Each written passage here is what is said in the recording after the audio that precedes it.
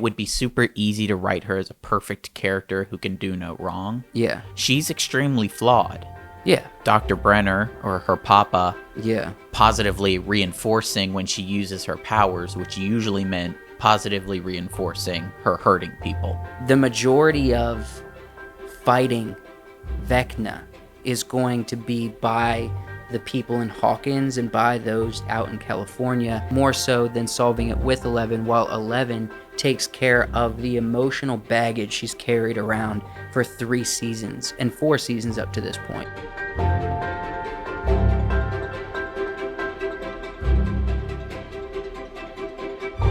Hey, welcome back to the studio. We are going to be talking a little bit about Stranger Things Season 4.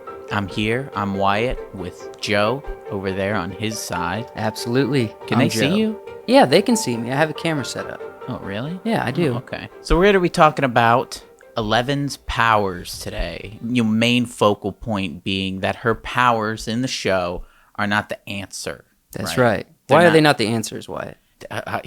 You're just asking the big question right away. Yeah, I mean, you don't have to answer it. I mean, let's give them the answer as to what our thoughts are, and then go from there. Let's break it down. For writing a good character or writing a powerful character, somebody with a lot of ability and a lot of strength, you need contrast in that strength, or you need the strength taken away. There to be lack of that character for things to progress. And so in the show where 11's powers are kind of the hinge, a fulcrum of sorts that all the events kind of circle, they hinge upon, need to have kind of a diverse way of using them. Yeah. So I mean, in the first season, she's kind of like Dustin in the show says, a battery. So she's young, she's got these really powerful abilities, but she uses them and then gets really tired. Yeah. So she has to kind of rest or recharge. That's kind of the issue with the first. It's not an issue, but issue with her powers in the first season. Yeah. So when it comes to the second season, I know there's issues with her powers. I believe it's the second season where she's basically not there with the kids the most of the season. So explain a little bit about, I guess, maybe the trajectory of why that was important, for her character first. For her character, not being around the group, not being around the other characters is difficult. And she's trying to figure out how she's supposed to exist kind of outside of Hawkins' lab. And so in the second season, she kind of goes on her rebellious adventure out into the world, but realizes that they need her back in Hawkins. But I think primarily the key is the fact that she leaves affects the main characters in a big way. Yeah. When it comes to the other characters, the thing that when we were discussing at least this idea, I kept thinking, if all we did was focus on 11 as a character, then we wouldn't get the fact that all of the other characters contribute to saving the day, essentially. Yeah. So let's get into, I'm curious to what your thoughts are a little bit about other characters, how it's important that that the story's not built around 11 being the answer for everything. She's just the end result. She's just like the key at the end. You know what I mean? Yeah. I feel like that's what you're trying to say. Well, yeah, her powers aren't really an answer to the problem. In fact, her powers cause the problem ultimately, kind of at the beginning. But they are the key to the problem. So, at the end of the first season, she kills the Demogorgon. At the end of the second season, she closes the rift. At the end of the third season, she fights the Mind Flayer. Yes. And that's when she loses her powers. And ultimately, I think at the end of the fourth season, she's going to get them back so that she can help again and kind of do that final battle kind of thing. Whether it's the first season where she's kind of spotty on when and how she uses her powers, or the second where she's not there, okay, or the last where she doesn't have any, it allows for your characters like Mike and Will and Dustin and Lucas to solve the problems, Yeah. or to at least uncover the problems that need to be solved. Yeah. And do the best that they can with what they have to solve the problem. I think for a lot of people, an interesting part of the show is, especially like in the first season, I know it was for me, Nancy and Jonathan fighting the Demigorgon themselves. Yeah. They know 11 is at the school. Mm-hmm. They know that Hopper and Joyce aren't there to back them up. They just know that they have to distract the Demigorgon so that it's not in the Upside Down. Yeah. While, they're looking for Will. And so how they solve that problem, how they go about setting a trap, creating a solution. Yeah. It allows for them to be interesting, right? If you have a character who is the answer to everything, or is so powerful that, they can basically solve all the problems. Right, Superman. If you have Superman, right, which is why in certain TV shows or movies, when there's a lack of Superman, it's more interesting for your other characters because he's not around to help. Yeah, right. You get some development. Yeah, and you also see how people without powers get a chance to be a part of this story that's hard, complex, is a trial, is difficult to overcome. You can see that, like, there's humanity here. It's not just like the supernatural being. And I think that's one of the things that Stranger Things does really well, is that none of the characters are perfect. They're all flawed. They all get angry at each other. Sometimes they're wrong. Yeah. And even 11 is that way. When it would be super easy to write her as a perfect character who can do no wrong. Yeah. She's extremely flawed. Yeah, for sure. She has a lot of mental instability from when she was a kid. Especially with Dr. Brenner, or her papa, positively reinforcing when she uses her powers, which usually meant positively reinforcing her hurting people. Yeah. Right? Yeah. So, which is a big problematic part of her character. I mean, that's where the majority of her trauma comes from, which makes it interesting as to why we're revisiting that side of her in season 4. Do you think it has to do with the fact that in season 4, the majority of fighting Vecna is going to be by the people in Hawkins and by those out in California, and solving it without 11, more so than solving it with 11, while 11 takes care of the emotional baggage she's carried around for 3 seasons and 4 seasons up to this point. You know what I mean? The fight, the ultimate fight, is going to be really fun. And, probably maybe somebody's going to die. I have my predictions. We're not going to talk about it here, but I say at the end we'll tell our predictions. Maybe we'll tell the end our predictions at the end. We've already seen in season 4 that the kids have had to find an answer for the problem. Yeah. They know that Vecna is attacking people and killing them, and they don't know how to stop it. Yeah. And they know that Max is going to die. Because it's inevitable. She's already seeing the visions. She's already the memories. But they find the solution. Yeah. And it makes for a really incredible end of that episode when she's running out of that mindscape thing back into her own body, because there was no 11 to catch her. To pull her out, like with Mike when he jumped into the quarry in the first season. Which I think relatively leads to an interesting point. If we're going to break down a couple of the beloved characters on the show, like what do you think their strengths might be? Because I feel like everyone's bringing certain strengths to the group, to the problem, and solving that. Like, for example, I would say that in many ways, Hopper and maybe Steve kind of seem like they're the muscle of the group. Yeah. And maybe Jonathan as well in the first season, but maybe not. He was more of like... Jonathan, I think, honestly, throughout the seasons, his character has kind of been sidelined. Okay. What do you mean by sidelined? It's just that he was very interesting in the first season. Okay, yeah. And I guess in that he was weird, he was kind of an outcast, but he liked Nancy. Yeah. And so if that's the only thing interesting about his character, they haven't made him more than that. It doesn't feel like they have in this season. Right.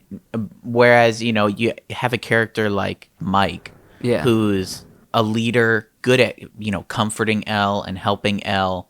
And, he's kind of the heart, the driving force behind the group. Yeah, and he kind of has been the whole time. Yeah. Like he's been that that leader, while the other 4 or 5 or whoever that's in his age range have been kind of the disciples of him in many ways, with Elle as being the wild card. Right. And, you have obviously Dustin's problem solving, He's like a detective. He's like a detective. He's like a little mini detective. It works well, especially in season 3 when they break his character away from the group. Yeah. And send him out with Steve. It's good contrast to see the annoying problem-solving detective character with your charismatic tank. Yeah. Right? Yeah. Which is fun. Steve wasn't supposed to be a good character originally. He was the antagonist. Originally, the idea for him was only antagonist. Yeah, as make bully him the character. Make him the bully redemption story in season 1. Well, originally he wasn't going to have one. He wasn't going to have a redemption story. No, he was going to be the antagonist bully. But the season ended with him. As they wrote the show, it changed, and we got the epic, him coming in, picking up the bat and fighting off the Demigorgon with the nails. Yeah, we had like 6 dudes in Russia get absolutely wrecked by a Demigorgon.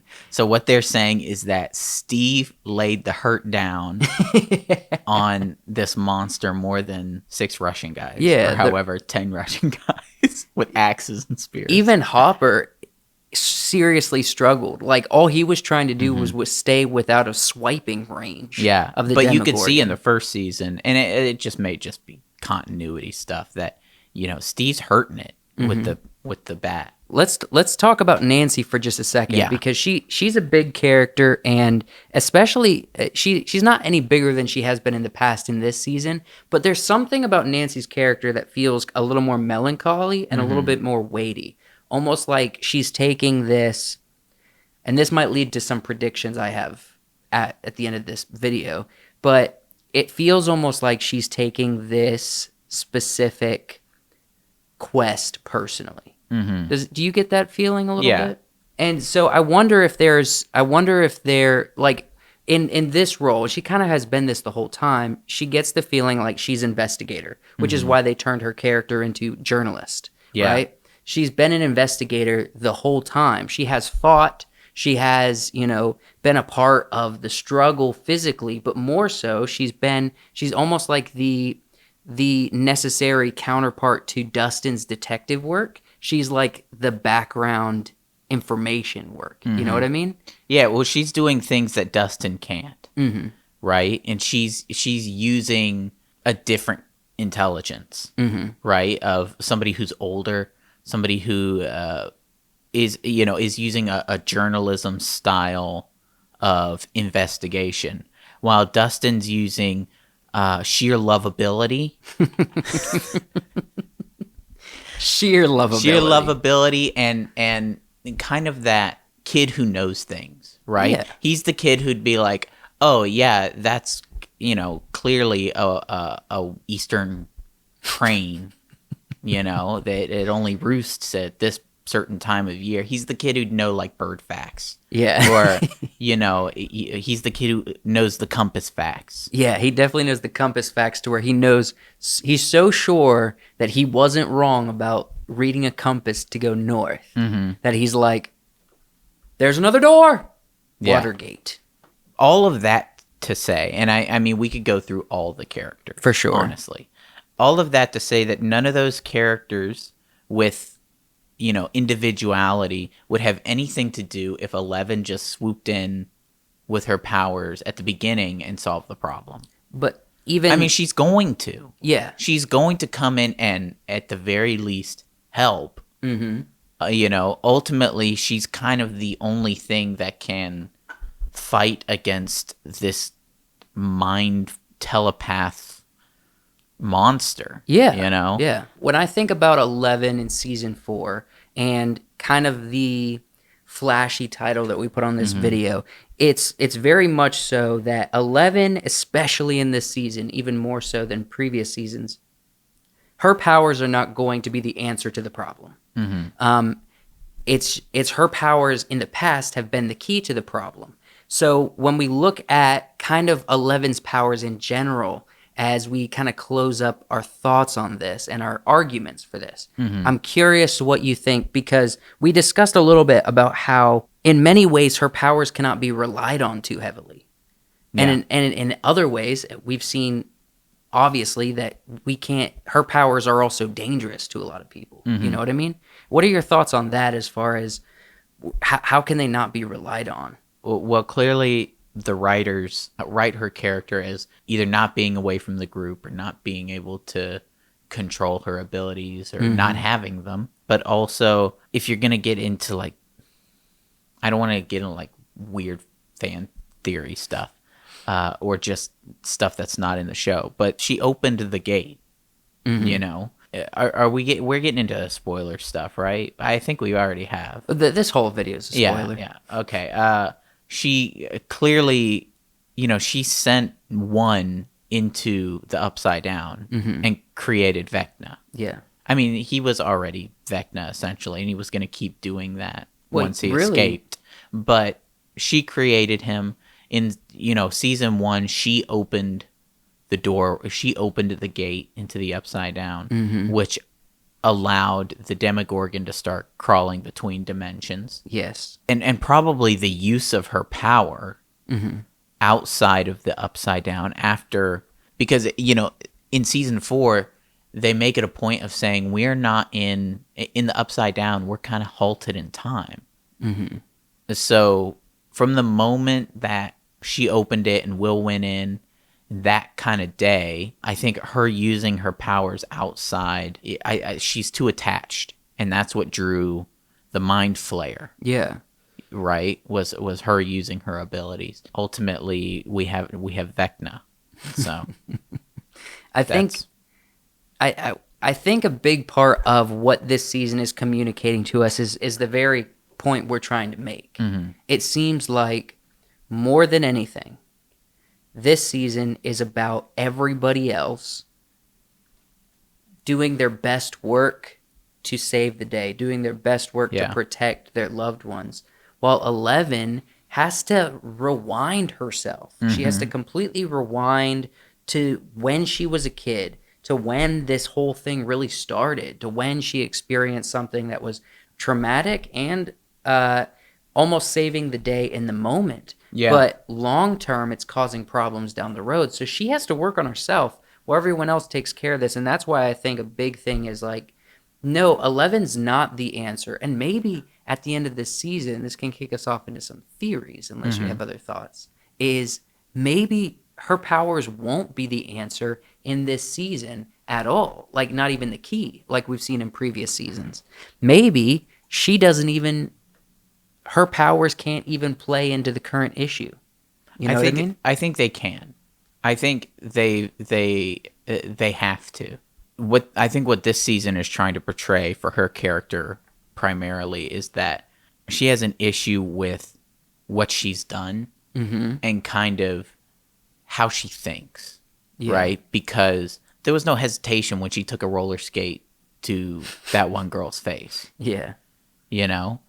Because she was thinking, she in her mind, she's like, I don't have to endure this ridicule because I'm a monster. I've passionlessly killed people before.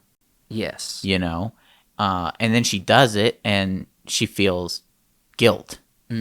As she goes into her memories the guilt is still there, and she kind of knows what it's leading up to. Yeah. Is this moment that she thinks she's guilty of. Even though at this point the show has kind of showed us that every time she uses her powers without thinking, she hurts people or out of fear. You know, she hurts people, she opens the gate, she does something she wasn't intending to do. Yeah. I don't know if this is necessarily the point that they're trying to make, but every time she uses her powers to help others, or because she's passionate about, you know, saving Will, or she's thinking about them, you know, she does good with her abilities. I don't know if that's going to be a theme moving forward. Yeah. I think that can transition us well into theories. So if you know, maybe just even bouncing off of this, I kind of alluded to it, but I think that I personally think that they're not going to lean into her powers much at all on this season. They already with the finale. Because the thing is, I have a feeling that that Vecna is going to. He's going to linger on the way the Mind Flayer did, and we're going to roll into the finale season with Vecna and maybe even a second partner to Vecna. That we are going to need to rely on her powers next season more so, but this season is all about what everyone else can do and what 11 can't do. Does that make sense? So you think they're going to pull a Avatar: The Last Airbender? If I had seen the show, yes, indeed, I would be saying that. I say that because in a big part of The Last Airbender is the season, like one of the season finales. They lose. They fail. They have to retreat, which, you know, we haven't seen. Yeah. You know, we've seen at the end of each season, they kind of win. They kind of succeed. And so before the big finale season, you know, they're going to, I think you're right. They're probably going to lose. Yeah. In this season. They're probably somebody's going to die, if not multiple people. I don't think multiple of like the main cast, you know, like the new sheriff, he might die. You think the new sheriff's going to die? I don't know. I'm pointing out like background characters. Yeah. That Okay. could die. The bullies, they could die. The bullies could die, but we already had one bully death. Yeah. I personally think, as much as I don't want to say it, I think Steve's going to die. You think Steve's going to die? I think Steve is going to die. I can see that happening. And the reason why is because I think Steve doesn't have a lot going for himself in this season. It's kind of led up to where he had a lot going for himself, and over time they're deconstructing his character almost to where the only thing he has at this point is the love that he has for his friends, and in some ways the love he has for Nancy. Yeah. So I think either Nancy's going to die, which kind of feels like they're setting us up for that, which might mean they're also misdirecting us. So I think Steve is going to sacrifice himself quickly and willingly, the same way that she sacrificed herself for him by jumping into the Watergate door. Because we had that whole moment with Steve and Eddie. Yeah. So I really think Steve's going to sacrifice himself. I think he's going to be down for the count this season, and it doesn't really matter, doesn't really matter what you say to me. I don't think you can change my mind. I honestly, I want to jump on board this train because it's something I could see happening. He jumps, he takes the bullet. He definitely is willing to take the bullet at this point, especially for Nancy. You're right, because, Or Robin, even. I think between Robin or Nancy, he's ready to take the bullet. Or Dustin. Or Dustin. That's what I'm saying. His whole character is his love for these people. Yeah, wow. I didn't think about that, but you're right, because they had the moment with Eddie where he's like, they jumped in right after you. Mm-hmm. Nancy jumped in like without hesitation. Mm-hmm. So yeah, and that would kind of, wrap up the little love triangle. Yep. I don't know that it would mean that, her relationship with Jonathan would continue, but it would kind of wrap things up for Steve. in many ways, it might make Nancy and Jonathan's relationship more adult. So in a lot of adult dramas, we see like a love story that happens, but with a messy past and with a lot of emotions that were left unanswered and wanting. Does that make sense? Yeah. We see that a lot in adult love story dramas. So as they're adults now, we have this younger cast. We have them as a middle-aged, like old teenage cast. They're kind of turning that relationship into adult. That could be like, yes, her and Jonathan's relationship is rekindled, continues on, but there's the heartache, especially in Nancy, for her lost love of Steve. Does that make sense? I think also I think they could do it two ways. If Steve dies and then Jonathan shows up, Nancy could be like, this was kind of the straw that broke the camel's back, and I don't know that I can be with Jonathan after that. Yeah. Or it could be the thing that's, I think Jonathan would have to do something. He'd have to do I think Jonathan something. would have to show up guns blazing, you know? Yeah. To really kind of cement that she loves him.